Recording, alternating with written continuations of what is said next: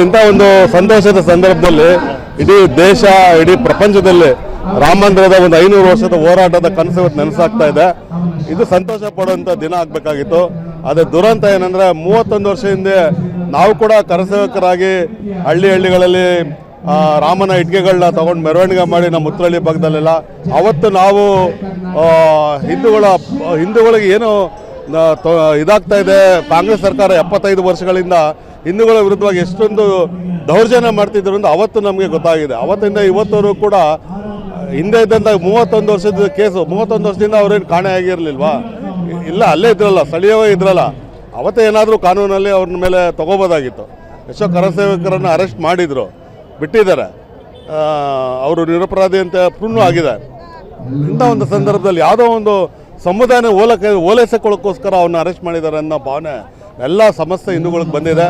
ಖಂಡಿತ ಇದು ಹೆಂಗಾಗಿದೆ ಅಂದರೆ ಕಾಂಗ್ರೆಸ್ನವ್ರಿಗೆ ಒಡೆ ಕೈಗೆ ದೊಣ್ಣೆ ಕೊಟ್ಟು ಒಡ್ಸ್ಕೊಳ್ಳೋಂಗಾಗಿದೆ ಅವ್ರ ಕೈಯಲ್ಲಿ. ಇವತ್ತು ಅವರೇ ಮೈ ಮೇಲೆ ಹಾಕ್ಕೊಂಡಿದ್ದಾರೆ ಇಂಥ ಒಂದು ಅಪವಾದನ, ಹಿಂದೂ ವಿರೋಧಿ ಅಪವಾದನ ಮತ್ತೊಮ್ಮೆ ಅವರು ಪ್ರೂವ್ ಮಾಡ್ಕೊಂಡಿದ್ದಾರೆ. ಖಂಡಿತ ಇದು ಒಳ್ಳೆಯದಲ್ಲ. ಇಂಥ ರಾಮ ಮರ್ಯಾದೆ ಪುರುಷೋತ್ತಮ ರಾಮ ಬರೀ ನಮ್ಮ ದೇಶದಲ್ಲೆಲ್ಲ ವಿವಿಧ ದೇಶಗಳು, ನಾನು ಇಂಡೋನೇಷ್ಯಾ ಹೋಗಿದ್ದೀನಿ, ಥೈಲ್ಯಾಂಡ್ ಹೋಗಿದ್ದೀನಿ, ಬೇರೆ ಬೇರೆ ದೇಶದಲ್ಲಿ ಕೂಡ ರಾಮನ ಹೆಸರಿದೆ. ಇವತ್ತೂ ರಾಮನ ಹೆಸರಲ್ಲಿ ರಸ್ತೆಗಳಿದ್ದಾವೆ, ಬೀದಿಗಳಿದ್ದಾವೆ, ಮತ್ತು ರಾಮನ ಹೆಸರುಗಳಲ್ಲಿ ಸಾಕಷ್ಟು ದೇವಸ್ಥಾನಗಳಿದ್ದಾವೆ. ಅಂಥ ಒಂದು ಶ್ರೀರಾಮಚಂದ್ರ ಪ್ರಭುನ ಅವರು ಕೂಡ ಖುಷಿ ಪಡಬೇಕಾಗಿತ್ತು. ಅವ್ರಿಗೆಲ್ಲ ಒಂದು ಕಡೆ ಎಲ್ಲಿ ರಾಮ ಮಂದಿರ ಉದ್ಘಾಟನೆ ಆಗಿದ್ರೆ ಮತ್ತೊಮ್ಮೆ ಎಲ್ಲ ಮೋದಿಯವರು ಮತ್ತೆ ಪ್ರಧಾನಿ ಆಗ್ತಾರೆ ಅನ್ನೋ ಒಂದು ಭಾವನೆನೋ, ಅಥವಾ ಬೇರೆ ಒಂದು ಸಮುದಾಯದವರೆಲ್ಲ ನಾವು ಹಿಂದೂ ವಿರೋಧಿಗಳು, ನಾವು ನಿಮ್ಮ ಪರ ಅಂತ ಹೇಳ್ಕೊಳ್ಳೋಕ್ಕೆ ಅಂತ ಹೊರಟಿದ್ದಾರೋ ಅದು ಗೊತ್ತಾಗ್ತಾ ಇಲ್ಲ. ನಿಜಕ್ಕೂ ಇದೊಂದು ದುರಂತ, ಇದು ಆಗಬಾರ್ದಾಗಿತ್ತು.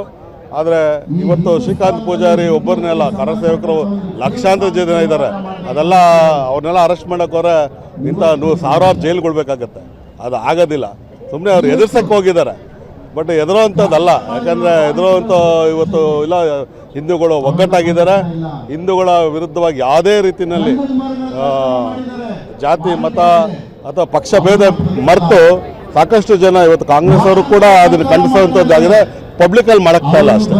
ಮಾಡಿರೋ ಸರಿ ಇಲ್ಲ ಅಂತ ಕಾಂಗ್ರೆಸ್ ಅವ್ರ ಮನಸ್ಸಲ್ಲೂ ಇದೆ, MLA ಇದೆ, ಎಲ್ಲರೂ ಇದೆ. ಆದರೆ ಏನು ಮಾಡ್ತೀರಾ, ಮಾಡಿಬಿಟ್ಟಿದ್ದಾರೆ. ಅದನ್ನು ಸಮರ್ಸ್ಕೊಳ್ಬೇಕು ಹೋಗ್ತಾ ಇದ್ದಾರೆ. ಅದು ಮುಂದಿನ ದಿನಗಳ ಅದು ಖಂಡಿತ ಮುಂದಿನ ಬರೋ ಚುನಾವಣೆಯಲ್ಲಿ ತಕ್ಕ ಪಾಠ ಆಗೇ ಆಗುತ್ತೆ ಕಾಂಗ್ರೆಸ್ಗೆ. ಖಂಡಿತ ಅದು ಶ್ರೀರಾಮಚಂದ್ರನ ಜಯ ಆಗುತ್ತೆ. Number 1 main dealer Shrinandi Suzuki showroom ಇದೀಗ ಕೋಲಾರ ಜಿಲ್ಲೆಯಲ್ಲಿ ಅದ್ದೂರಿಯಾಗಿ ಪ್ರಾರಂಭವಾಗಿದೆ. ಇಲ್ಲಿ ಗ್ರಾಹಕರು ಸುಲಭವಾದ ಸಾಲ ಸೌಲಭ್ಯ, ಕಡಿಮೆ ಬಡ್ಡಿ ದರ ಮತ್ತು ಆಕರ್ಷಕ ಬಹುಮಾನಗಳನ್ನು ಪಡೆಯಬಹುದು. Shrinandi Suzuki showroom number 16/3 NH 75 bypass service road, Tekal bridge ಹತ್ತಿರ, ಪೇಟೆ, ಚಾಮರಹಳ್ಳಿ. Mobile number 9740525289 9353486342.